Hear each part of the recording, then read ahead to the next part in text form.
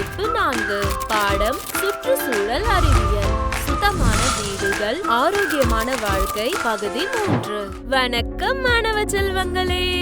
4ஆம் வகுப்பு சுற்றுச்சூழல் அறிவியலிலிருந்து வீடுகள், கட்டுமானம், சுகாதாரம் என்ற நமது தலைப்பின் இறுதி பகுதிக்கு வரவேற்கிறோம். நமது முந்தைய அமர்வில் ஒரு வீடு நமது தங்கும் இடம், நமது பாதுகாப்பான இடம். அங்கு நாம் சாப்பிடுகிறோம், தூங்குகிறோம், படிக்கிறோம், அன்புடனும் அக்கறையுடனும் வளர்கிறோம் என்பதையெல்லாம் கற்றுக்கொண்டோம். இன்று நாம் இன்னும் முக்கியமான ஒன்றை கற்றுக்கொள்வோம். நமது வீடுகளையும் சுற்றுப்புறங்களையும் சுத்தமாகவும் ஆரோக்கியமாகவும் வைத்திருப்பது எப்படி கற்றுக்கொள்வீர்கள். அமர்வின் முடிவில் நீங்கள் கழிப்பறைகளுக்கு சுத்தமான சுற்றுப்புறங்களும் ஏன் முக்கியம் என்பதை புரிந்து கொள்வீர்கள்.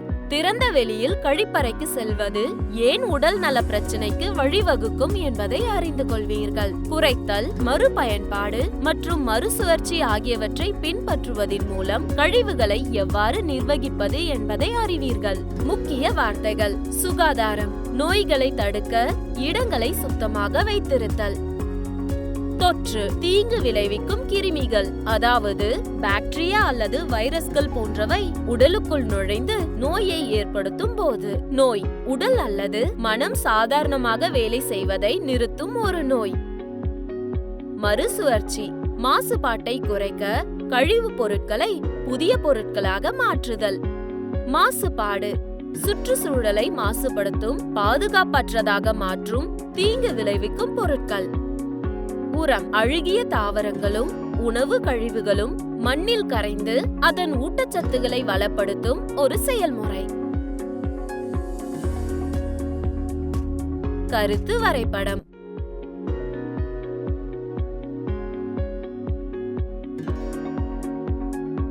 ஒரு சுத்தமான வீடு நம்மை நோய்கள் மற்றும் தொற்று நோய்களிலிருந்து பாதுகாக்கிறது. ஆனால் பல கிராமங்கள் மற்றும் நகரங்களில் மக்கள் இன்னும் குடிசையிலோ அல்லது நெரிசலான சேரி பகுதிகளிலோ வசிக்கிறார்கள். அங்கு சரியான கழிப்பறைகள் அல்லது சுத்தமான தண்ணீர் இல்லை. இது அசுத்தமான சுற்றுப்புறத்திற்கு வழிவகுக்கிறது, மேலும் அது யாருக்கும் நல்லதல்ல.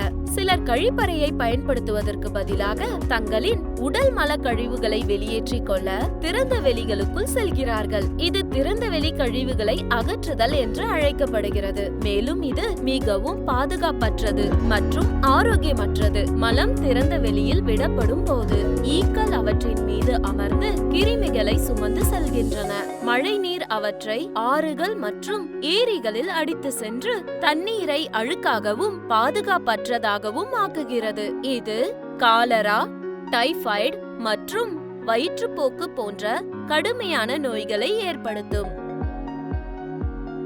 சிறிய புழுக்களாக இருக்கும் சிறிய பூச்சிகள் கூட நம் வயிற்றுக்குள் நுழைய முடியும் என்பது உங்களுக்கு தெரியுமா?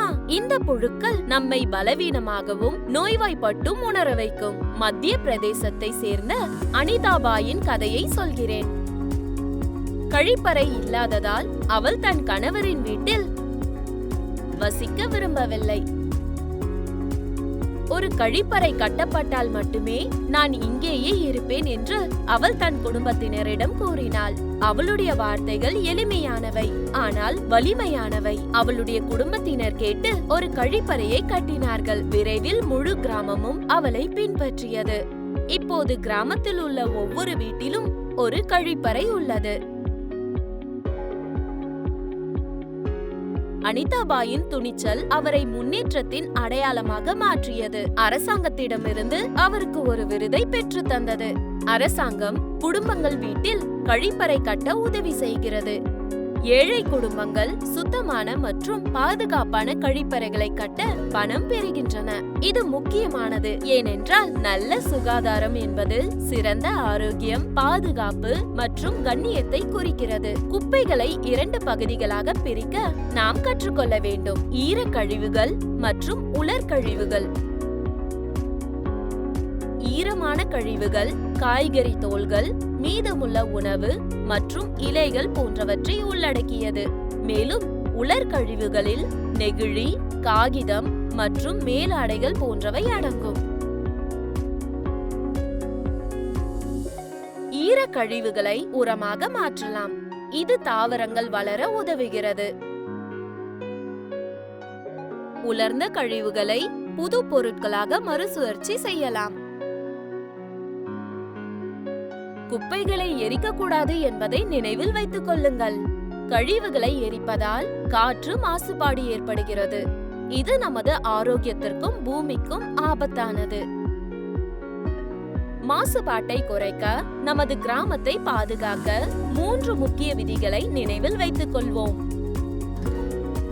குறைத்தல், மறுபயன்பாடு மற்றும் மறுசுழற்சி செய்தல். உங்களுக்கு தேவையானதை மட்டும் வாங்குவதும் உணவு அல்லது பொருட்களை வீணாக்காமல் இருப்பதும் குறைத்தல் எனப்படும்.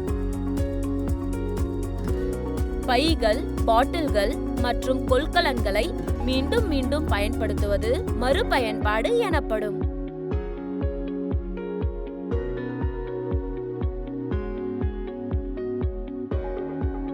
இயற்கை வளங்களை சேமிக்க பழைய பொருட்களை புதிதாக மாற்றுவது மறுசுழற்சி என்று அழைக்கப்படுகிறது.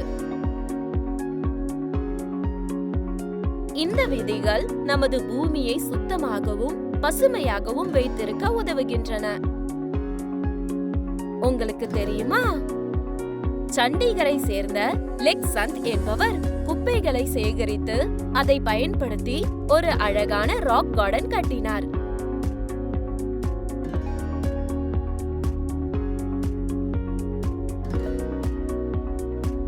100% தூய்மை மற்றும் ஒவ்வொரு வீட்டிலும் கழிப்பறைகள் உள்ள கிராமங்கள் இந்திய ஜனாதிபதியிடமிருந்து நிர்மல் புரஸ்கார் என்ற சிறப்பு விருதை பெறுகின்றன.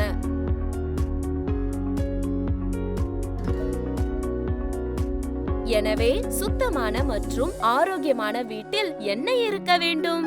ஒரு கழிப்பறை, சுத்தமான குடிநீர் கழிவுகளை சேகரிக்க ஒரு குப்பை தொட்டி, புதிய காற்று மற்றும் சூரிய ஒளி, சுற்றி சில தாவரங்கள் மற்றும் பசுமை. மிக முக்கியமாக அங்கு வசிக்கும் மக்களின் கவனிப்பு மற்றும் தூய்மை.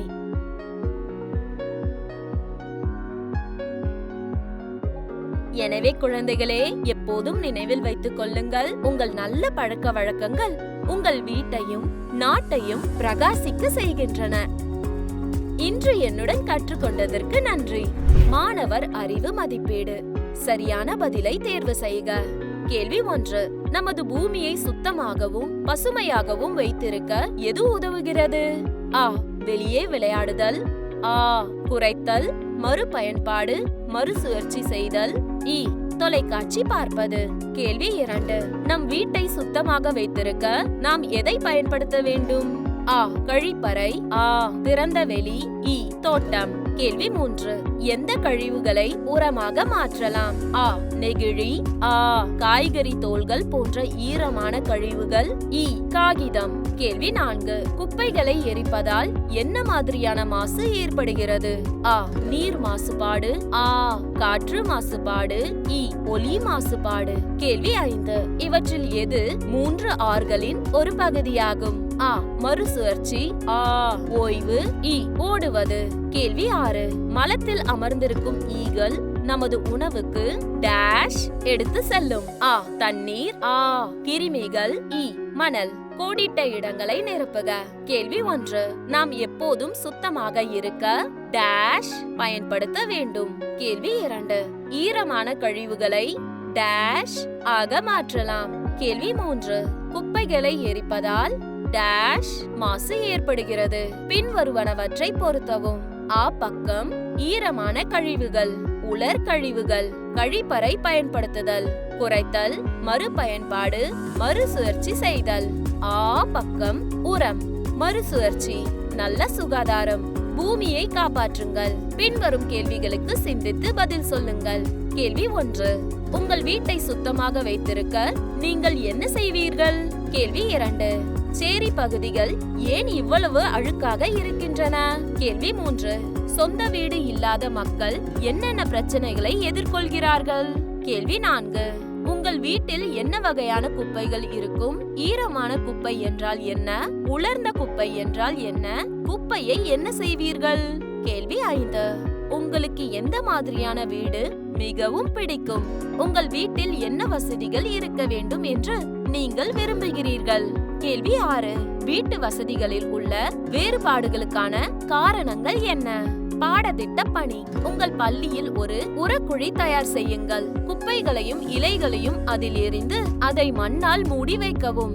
1 மாதத்திற்கு பிறகு உரத்தை வெளியே எடுத்து தாவரங்களுக்கு உரமாக பயன்படுத்துங்கள். மீண்டும் சந்திப்போம் குழந்தைகளே.